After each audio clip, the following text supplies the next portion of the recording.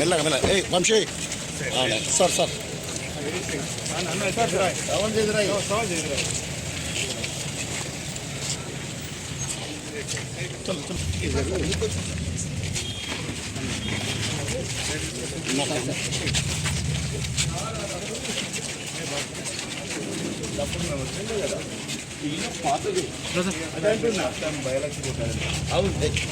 అంటే మధ్యలో రాదు.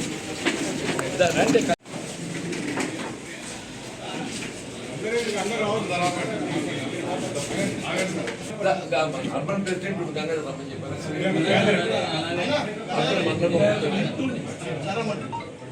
అర్బన్ మండల్ కాంగ్రెస్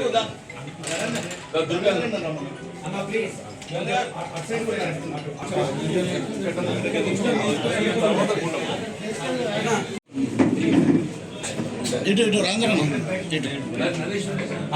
ఇటు చూడు రాంజన నరేష్ గౌడ్ గర్వంద ఇటు సార్ చూడు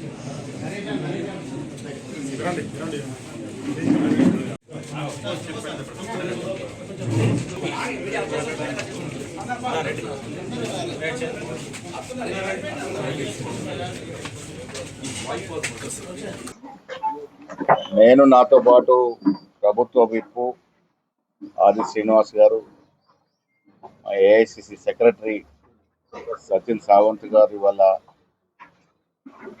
జీవన్ రెడ్డి గారిని కలవడం జరిగింది. సుదీర్ఘమైనటువంటి రాజకీయ చరిత్ర,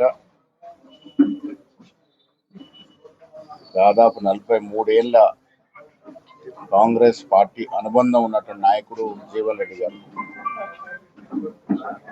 నాకు తండ్రి లాంటి వాడు.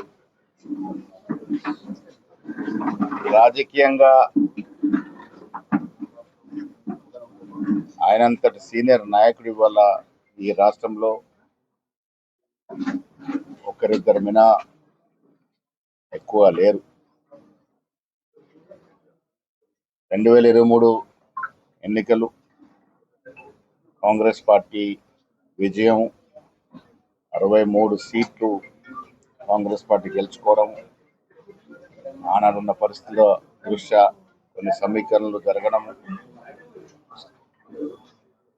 వాటి పర్యవసంగా జీవన్ రెడ్డి గారు ఇబ్బందులకు గురైనారు.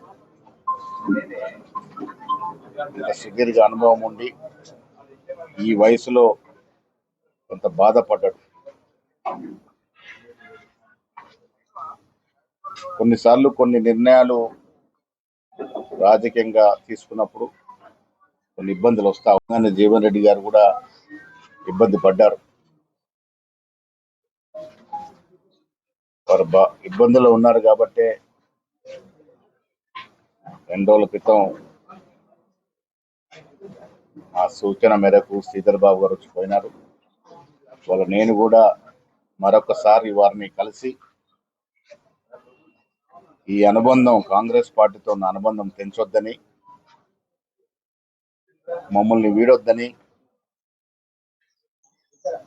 యథావిధిగా కాంగ్రెస్ పార్టీలో కొనసాగాలని,